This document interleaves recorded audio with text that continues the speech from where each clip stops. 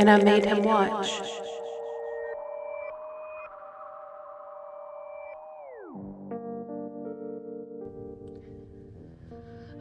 You feel accomplished today? I guess, yeah. Yeah.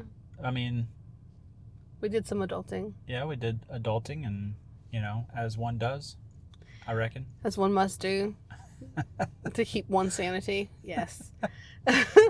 Hello and welcome back to And I Made Him Watch, the podcast where I make my husband watch weird movies of all shapes and sizes. I'm your host, Danny Page, and here with me, forever and always, my favorite shape, my husband and filmmaker, Troy Allen. How you doing over there, Allen? I'm doing fantastic, Paige. How are you? I'm doing pretty good. Hanging in pretty there? great. Yeah, definitely. That's good. I That's mean, good. I'm not even hanging, like in there. Oof. Yeah. Nice. Just chilling. Nice. Chilling in the bird's nest or branch or... I don't know. When you say, are you hanging in there, I think of that poster of the cat hanging off the tree branch. The fucking motivational Yeah. posters. Yeah. So, you know.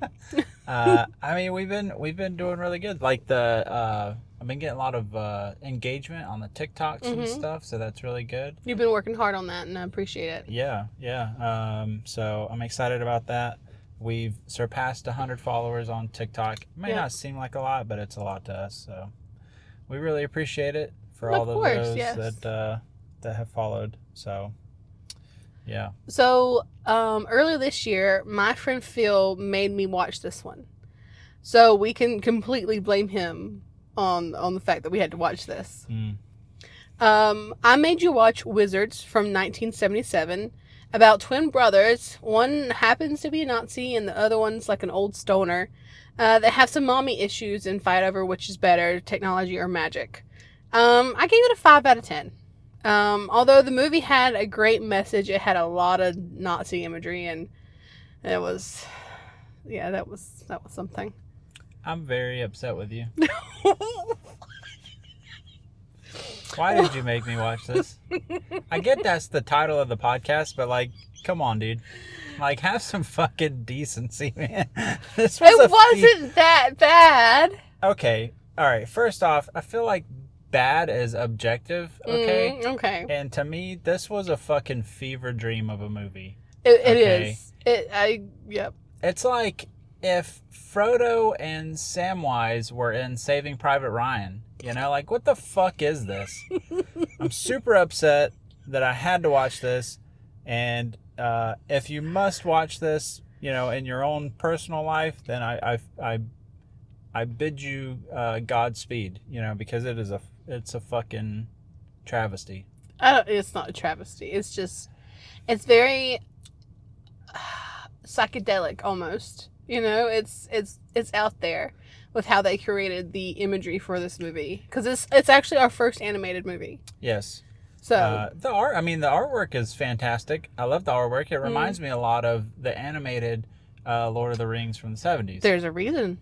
Yeah, well, but at the same time, I didn't need to see all the fucking Nazi stuff, There were way too many swastikas in this movie for it to be a fucking animated movie. Okay, it's like, I don't know, it's like a snuff version of Ferngully. I don't understand.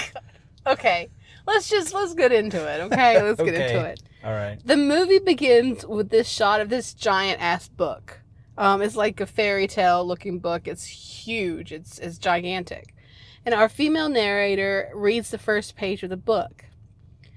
And it says, an illuminating history bearing on the everlasting struggle for world supremacy fought between the powers of technology and magic. Which is a lot.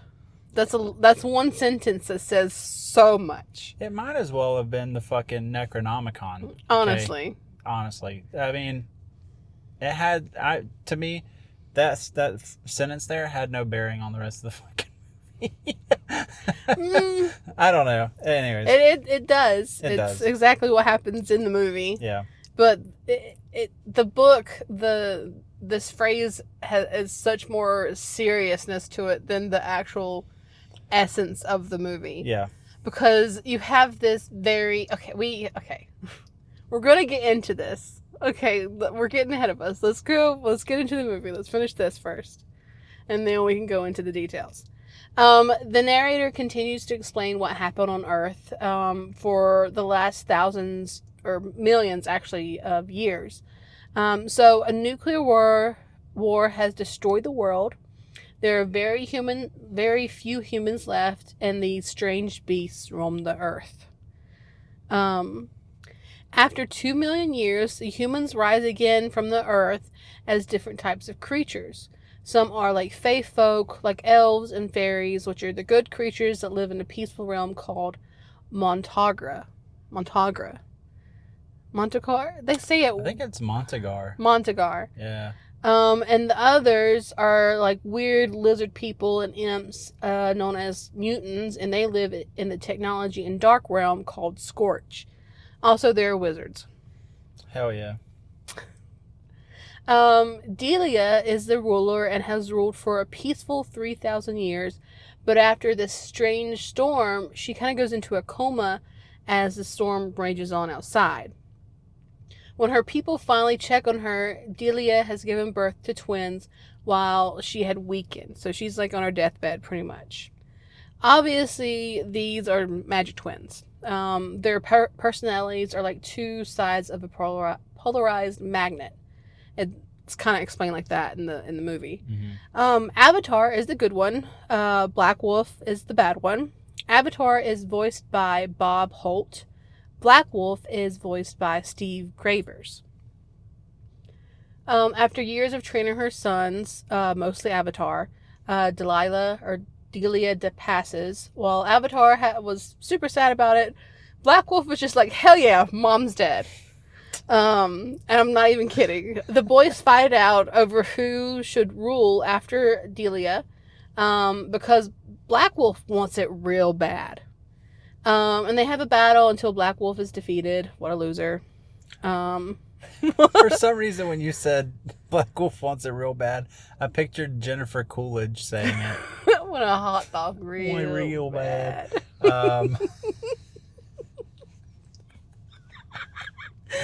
Oh shit. So up to this point, I was getting a lot of like Alice in Wonderland vibes. Okay. Kinda. Particularly with Delia and stuff. She kind of came across as this like Alice type character almost, but you know, and then all of the magic and stuff. So yeah. Yeah. So it was interesting. So after about 3,000 years, after Delia's death, Black Wolf has tried to attack Montagar twice, and both times has gotten his ass kicked. He also is digging up old relics and technology to restore it. He eventually finds a projector and reels of Nazi propaganda. Black Wolf then sends out 3 assassins to hunt down the fairies and the president.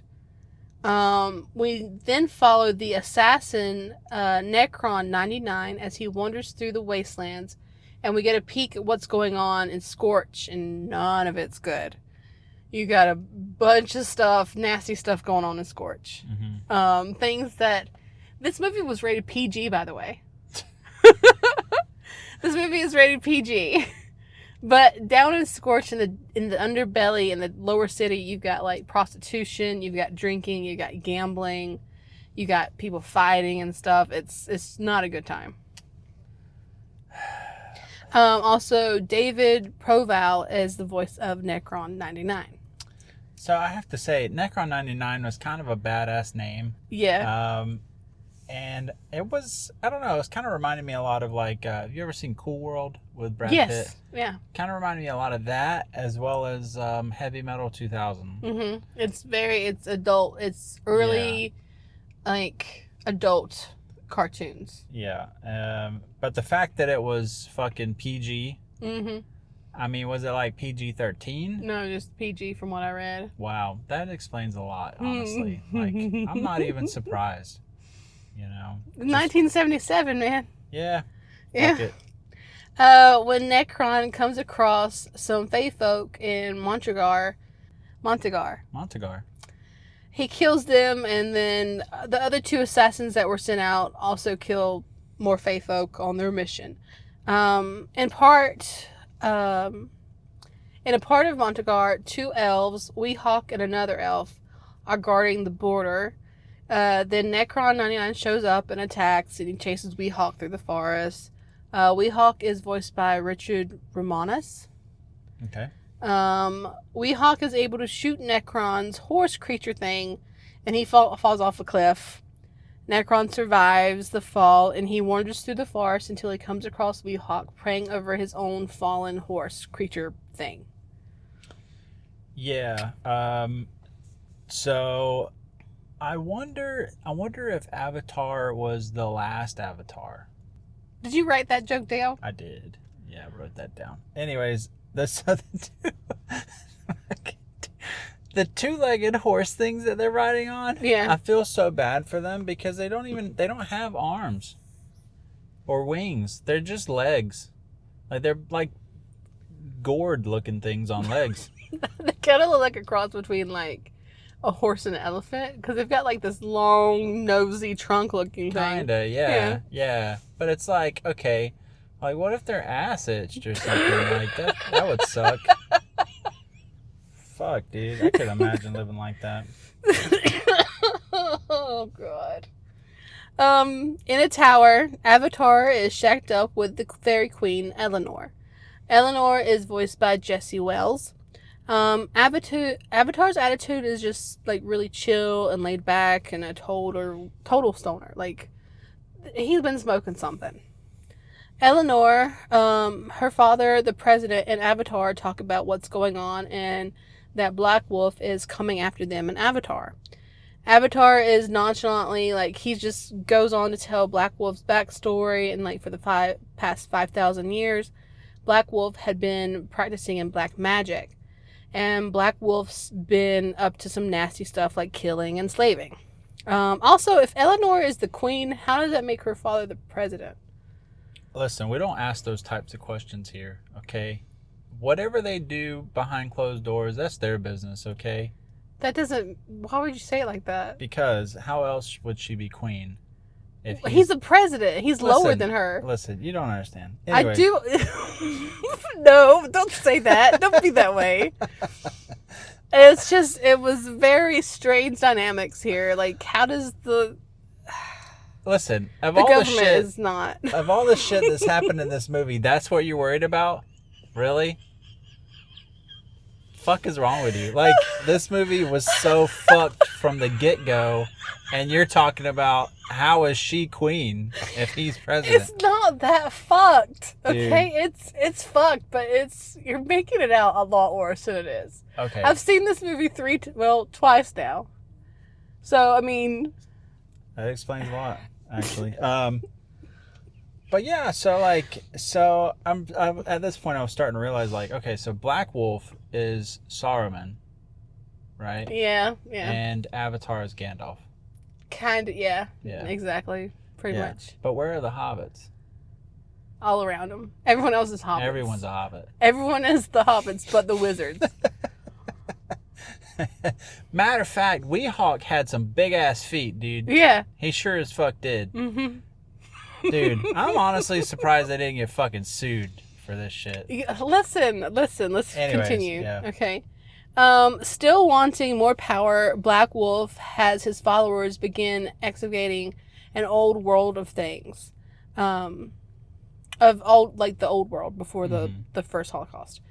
Mostly things from the Holocaust. Avatar then tells them that the dream machine, more like a nightmare machine if you ask me, needs to be destroyed, meaning the projector that Black Wolf uses to show off all the Nazi stuff. And I have already said the word Nazi too many times. Yeah, I'm worried that this episode is going to get banned. Like, Spotify's not going to let us play this episode. Anyways. It's a movie. It's historical, stuff. It's not, I don't think, it's not like we have an agenda. I know. Fuck no. I'm just joking. So Necron ends up chasing Weehawk into Avatar's tower, and he offs the president. He completes his mission of assassinating the president, and then is killed by Avatar, and the fairy queen, starts clawing at Necron's body. and growling. I also put Black Wolf as a big incel Nazi.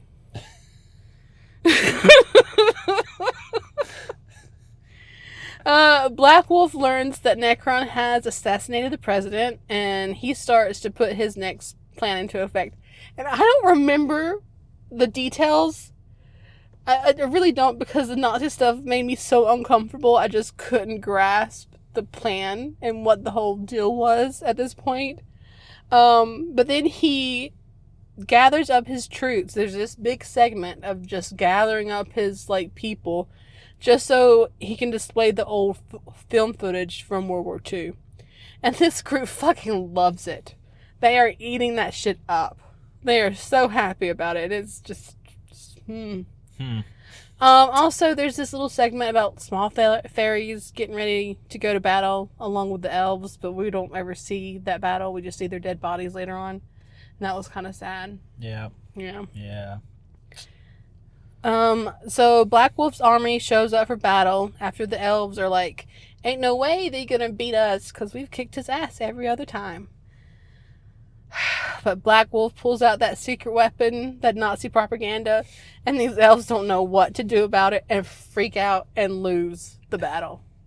They just straight up are shocked and start looking at the screens. Also, I don't know what he's projecting these films on. He's just projecting them out into space, and somehow, I don't know. I don't fucking know. The first thing that really caught me off guard was the shot of Black Wolf sitting on the giant fucking swastika. Oh, yeah. And at that moment, I was like, what in the fuck is this? What are we watching? This shit was wild. And it was at this point where I was just like, okay, so it's basically just World War II with Lord of the Rings thrown in. Yeah. And then I was like, okay, it's kind of interesting because some of there's live action footage. Yes, how they filmed it. Yeah, but it's all been rotoscoped and stuff, and so you have the animated backgrounds and shit, which is interesting, but it's also kind of unnerving at the same time. I don't know, but yeah, so far, so bad. So back at Avatar's, the Fairy Queen is nagging him about messing with Necron's body because he's kept the assassin's body and kind of experimenting on it, kind of. She's ready to get out there and battle Black Wolf. She doesn't care about what, Necron's body or whatever. It's being weird. After some more nagging, Avatar's like, fine, I'll go kill my brother. So Eleanor, the Fairy Queen, Weehawk, the Elf Chief, and Avatar set out to kill Black Wolf. Also, Avatar's brought Necron, or Peace, his new name, back to life, more docile, so he can show them the way to Black Wolf's castle. So Necron is now Peace.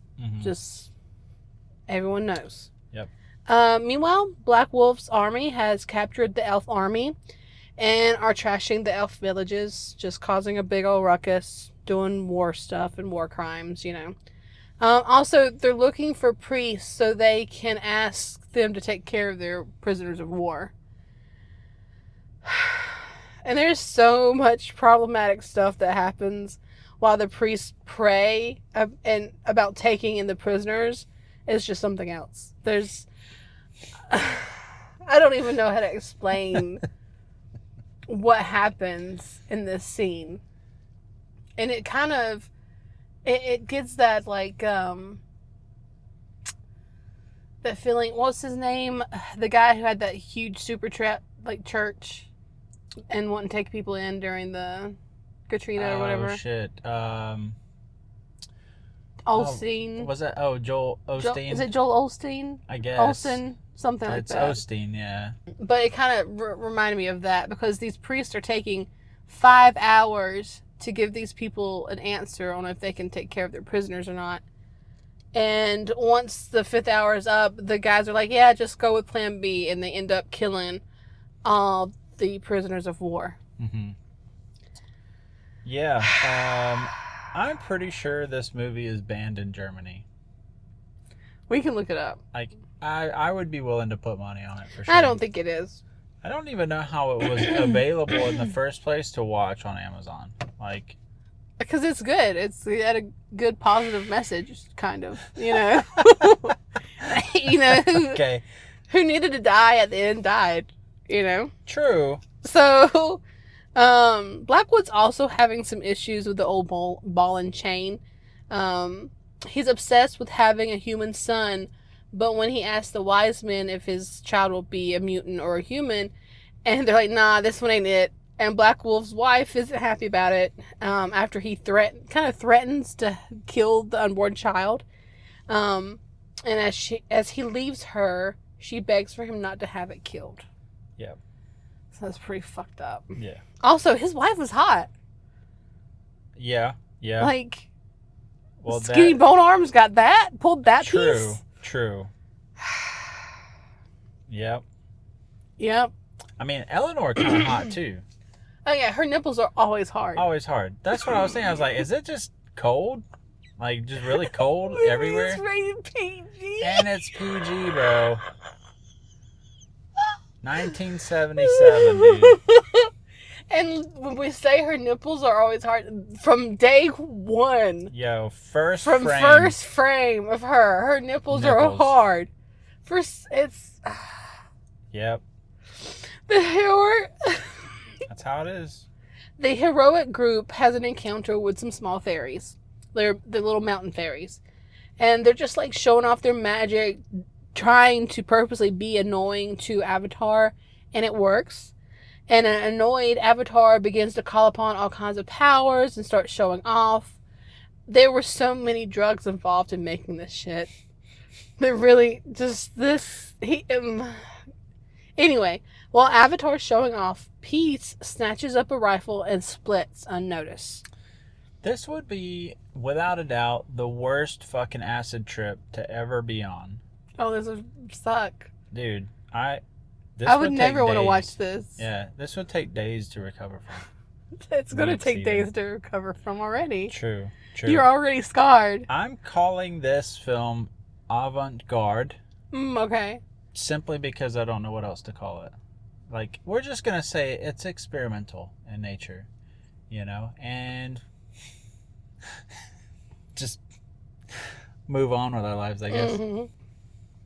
After Avatar's display of magic is cut off by Sean, the king of the mountain fairies, he invites the trio to a feast. Sean is voiced by Mark Hamill, by the way.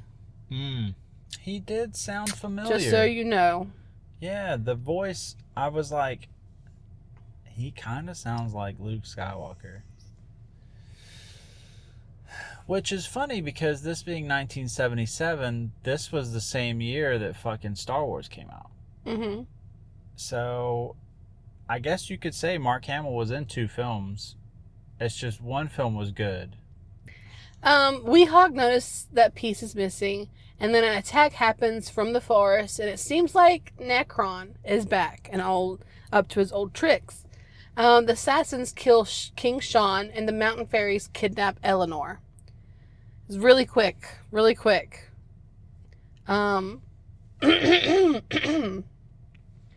Weehawk and Avatar split up, and Weehawk fights some weird spider smoke monster thing.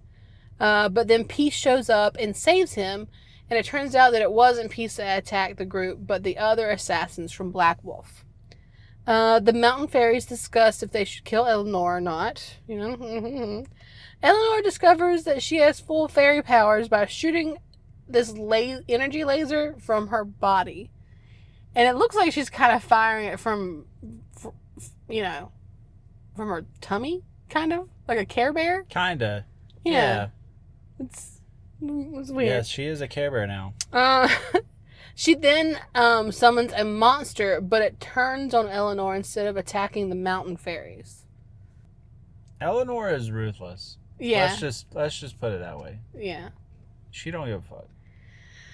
Avatar shows up and questions like how he's going to get her out of this mess. Avatar explains that his group didn't attack the mountain fairies, but it was Black Wolf's assassins, and then that he just wants to stop the next Holocaust.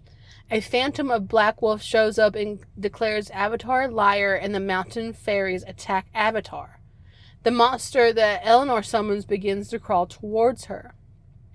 Avatar has this big moment, emotional, like, I'm not going to attack you kind of thing. Like, we really just want to get out of here and get back on the road or whatever and save the world. And then the new fairy king stays neutral. Like, we're not going to join him. We're not going to join you, but you can get the fuck out of here.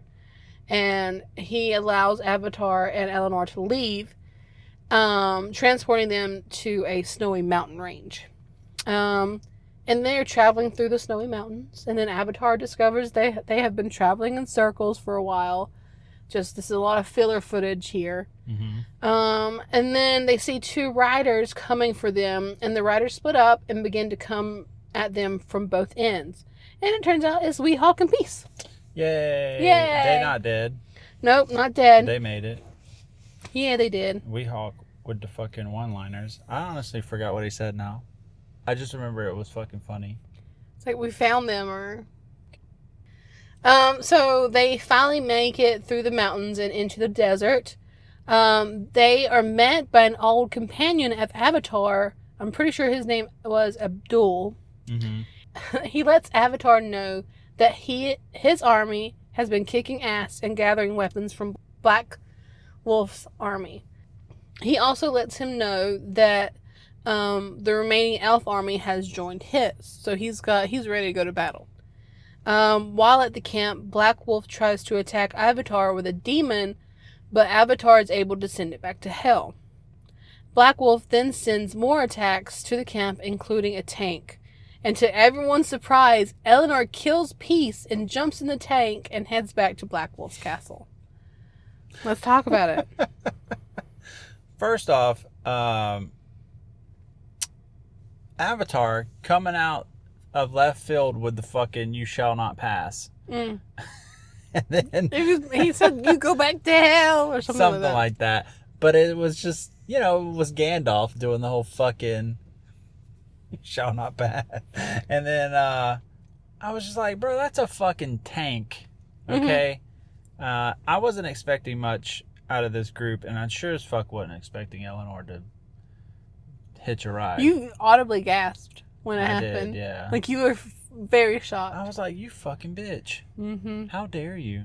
Mm-hmm. Which it kind of makes sense later on. Yeah. But still, I was like, the fuck? Mm-hmm.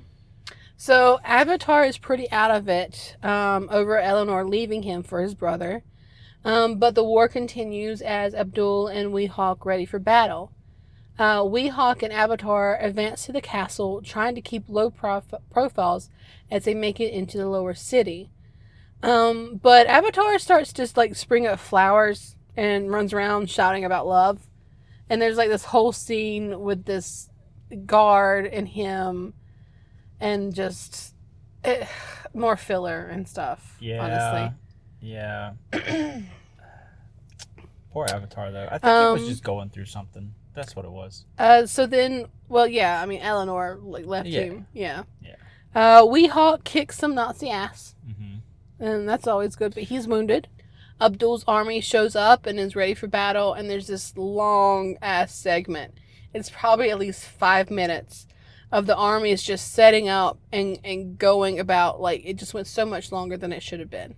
Mm-hmm. And it's more of that, what is it, rotoscope stuff. So you've got people on horses, you've got tribe people in the background, and it's just, and then the animated characters on top of them. Yeah, I mean, it's just Black Wolf trying to hit them with the old razzle dazzle, mm-hmm. aka Nazi propaganda. Yeah. So, then they start fighting, mm-hmm.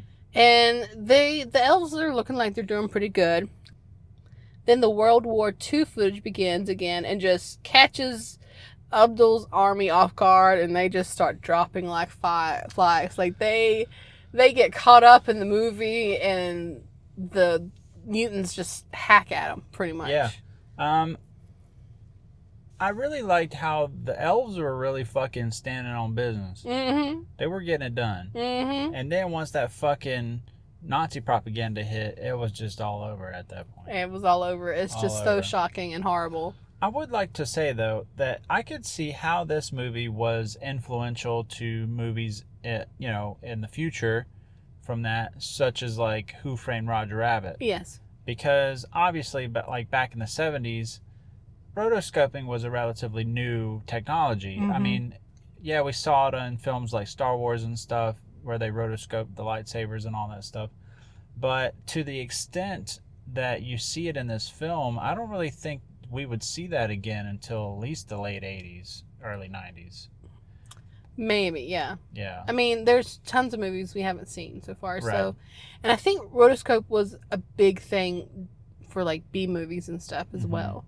So we've probably seen a ton of it, not realizing, because there are different types, there are different levels. Like in this one, they're all just a bunch of black figures, and they're kind of choppy looking. They're not very smooth. No. And then you have back, like, where they rotoscoped Roger Rabbit and all the cartoon characters over the live real footage and stuff. Yeah, and obviously, like, I don't really remember when Roger Rabbit came out. I think it was late 80s. Yeah. But you're looking at like a 10-year time span where, you go from barely passable to incredibly well done. Yes. And rotoscoping is something that's still done today. Obviously with like all the CGI and stuff you see in films today, that's all what's called compositing. You're taking animated footage and putting it in real life video. And you have to use rotoscoping in order to do that. You have to cut out, and that's typically why you see like these huge like blue screen sets and stuff, because blue is the only pigment that doesn't naturally occur in human skin. So when you go to rotoscope out the blue, you're not cutting out pieces of the actors and stuff at the same time. So that's why that's typically done. But like, what we're seeing in this film, this is like, the Stone Age. Yeah, rotoscoping. it really is. It really is. But it's still impressive. It's still impressive how well they did, and the texture and the atmosphere it made it. We went on a little tangent. Okay, so meanwhile, Weehawk and Avatar have made it into the castle. And Weehawk tries to tell Avatar that Black Wolf's too strong, but at this point, Avatar's like, nah, we gotta go. Let's do it. Let's fucking... He's ready for the smoke, Weehawk goes to find Eleanor and finds her chained up. And he attacks her, but then Miss Black Wolf is like, don't be fighting. And she's already had a baby. The mutant baby is born. Yeah. Eleanor reveals that Black Wolf took over her mind when she touched Peace. And she couldn't help to kill Peace. So she was brainwashed. And then the bros start fighting. So Avatar is letting Black Wolf have all the tea and has this amazing line as he's getting ready to battle. And he says, I'm glad you changed your last name, you son of a bitch. And then he pulls out a 9 and shoots Black Wolf. Fucking metal as fuck. He said, let me show you a trick Mother taught me when you weren't around. And then pulls out the gat. Which was a Luger, by the way. It was a Luger, German Luger. And it's just like, God damn it, bro. You gotta stay strapped out here, dude. You weren't expecting that, were you? No. I was not. How could you, bro? Like, what kind of fucking wizard keeps the strap, Like, he's supposed to have like a wand or something. That's a real wizard. Man, this shit was too wild. I loved it, though. It was super fucking funny. I died. Dude. With Black Wolf dead, his castle begins to crumble, destroying the Weehawk destroys the projector, and then his army just kind of breaks apart, and the fairies return home and live in peace, pretty much. Eleanor and Avatar leave Weehawk in charge of Montagra, and saying that they will start a new kingdom somewhere else together. So Avatar and Eleanor ended up together. Yeah. And that is how the movie ends. Such a wild ride, dude. Yeah, what a movie. Our first animated movie. Yeah. So this movie was written, directed, and produced by Bakshi Productions and 20th Century Fox. The production was relatively low budget, costing around $2 million, and the film had a box office of 9 million. Hey. Yeah. So, Bakshi, what was his first name? I can't remember. Ralph. So it was directed, written, and produced by Ralph Bakshi. Um, it combined traditional animation and rotoscoping, like we just had. It's a technique where live action footage is traced to create realistic animation. This mix gives the movie a distinctive look, and the backgrounds were often detailed and vibrant, contrasting with the simpler, more stylized characters. This combination of techniques helps to create a visual striking and rememberable films. And that it was is definitely very memorable. I don't think I'll be forgetting this movie Nope, anytime in the future. probably not. So Ralph, because you mentioned it, he helped. He directed 7 additional animated movies. He did Lord of the Rings. So that's probably. I think he actually did work on The Hobbit. I thought I read something about The Hobbit, but he did. He worked on the animated Lord of the Rings. Okay. This one. Yeah. Like the. Oh, dude, you can definitely see it in the film, Yes, though. You can yes. see that.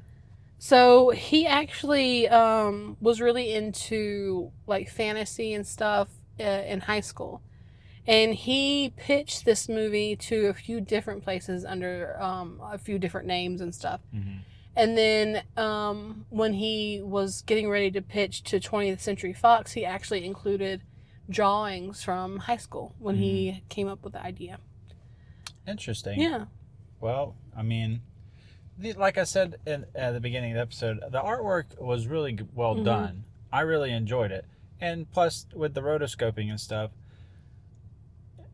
for the time, obviously it was okay. It was well done, but compared to today's standards, obviously it would not fly today. But unless you were going for that specific type of like rusty kind of, well, not rusty, but rustic kind of look. Yeah. Like very crude and choppy and stuff. Yeah. Then be great. So what did you think about the message and like the whole thing about leaning into the Holocaust? So, I mean, the message that was coming, that I got, was obviously love and peace prevails over, hate and, just trying to conquer, essentially. Yeah. So, but it was basically like, I guess you could say it's like a reimagining of World War II in a way. I guess, in a way. Yeah. Except now you have fairies and elves and stuff and wizards. But they still got the strap, though. Yeah, they still got the strap. Yeah. Yeah. So. We also saw a lot of like the power of propaganda, which yeah. is so heavily involved in today's like media. Oh yeah. It's insane. For sure. How it's almost like kind of like a prediction. You show everyone these violent things and try to prove like a point of something, and some people are going to follow that. Yeah, no, you definitely have to be careful with where you're getting your news from these days. Yeah, definitely. For sure. If you're getting your news from Facebook, probably a bad call. Yeah, I wouldn't get news from Facebook or most popular news social media and news outlets too. I mean, and there's a lot of allegorical elements here, and Ralph Bakshi did say that it was kind of like about the Holocaust and the after effects of the Holocaust and the rise of Israel. And that is a very fucking touchy subject that I didn't really, when I knew we were going to watch this, I knew there were, it's the theme of a new Holocaust, it was a lot of that. And when I started doing the research and I read about it more, I was like, oh, this is going to be kind of touchy. Yeah, and obviously, like art is subjective. You know, Of course. one person may get something completely different than the next. So we're not obviously we don't want to talk about our political stances and stuff on this podcast. Which So we've made a statement when yes, things started heated. yes. And you can I mean, if you want to talk about that stuff, you can reach us on our private social media stuff. But yeah, I would rather of course. keep that separate. Keep this about the art in the movie. Yeah. Definitely. And obviously, like, this is the type of movie that you, like, if you're going to watch it, you have to watch it in the way that it was presented. Because it's just like, if you watch, like, some Looney Tunes episodes and stuff, they'll have a disclaimer at the beginning of the episode stating that there's certain topics that don't necessarily align with their views today. Yeah. But they're being presented in their original format. Because to do otherwise is to say that it never happened in the first place. It's important to remember our history and correctly. We don't ever want to cover up our history. No. We learn from it. We learn from those mistakes so we can move on as a society as, more intelligent and more emotionally adapted, you know? Very much so. Yeah. So what'd you give this movie, Troy? I don't know. I feel like I'd be where you are, the 5 out of 10. Did I put a 5? Yeah, you did. That's what you said at the beginning, yeah. Damn. 5 out of 10. So let me retract my previous statement. No, I mean, it is. I definitely would not show this to a child. Fuck no. This, like, the fact that it is rated PG, and let me just. I feel like a child watching this would cry. They would just cry. I mean, would they even understand it, Maybe not, but still, like, most kids like PG.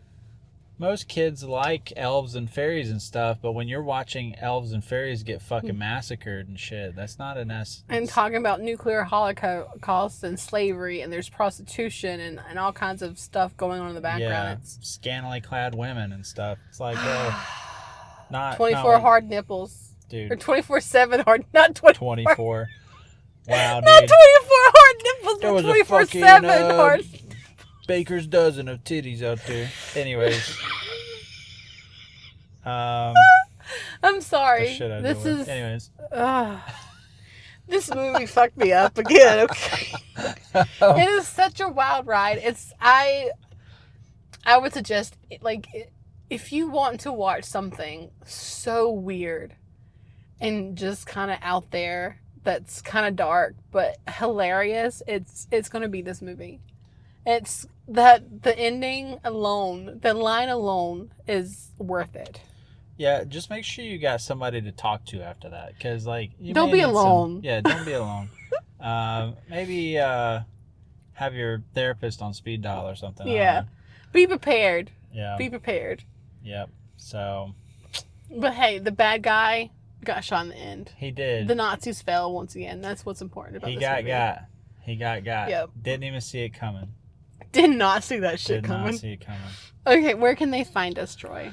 Well, you can always find us on Spotify. That's where we call home. And you can also find us at our socials on Facebook, Instagram, TikTok, and Twitter. As long as it's around. As long as it's around. You can also find this podcast anywhere you get your podcasts. Mm-hmm. So, yeah. I'd also like to take a moment to shout out some of our loyal listeners. Oh, yeah? Yeah, so, like, specifically, Jeff Curtis, he's always tuned in. He's been, by our side from the start. And I posted a TikTok earlier today for people to comment, to give shout outs to. We had one person comment, and that was Smizzy was their name on TikTok. So shout out to Smizzy. So, yeah, hopefully there will be many more shout outs in the future. Yep. And we're looking forward to it. By the way, this is episode 18. Oh, is it? Yes, this is episode 18. You were thinking we were going to watch your movie next, but no, we still have a movie between. Are you sure? Yeah. This All is right. episode 18. Well, I'll have to go back and look because I may have misnumbered some episodes in. Okay. Well, So, you should do that. all right. Well, that's all we had for today. Yep. So thank you so much for listening. Yeah. And Don't forget to share us. yeah, don't forget to like, follow, share, leave a review. If We you like wouldn't when people mind. talk to us. Yeah, Talk to us. we'd like to hear your thoughts, your Yeah. inputs. So as always, from us here, stay spooky. Bye. And that wraps up our journey through the fantastical and post-apocalyptic world of wizards. I hope you enjoyed delving into the unique animation and storytelling of this cult classic with us. First and foremost, we want to give a great big shout out to you, our loyal listeners. Without you, we wouldn't be able to do this. Also, a huge shout out to Danny for her stellar research that brought this episode to life. And thanks to my technical production skills, we were able to make this podcast sound so good. Also, a special thank you to Tori Wolf and Epidemic Sound for providing the enchanting music that perfectly complements our discussions. Don't forget to keep your popcorn bowls ready for our next episode, where we'll be exploring another captivating film. Until then, stay spooky.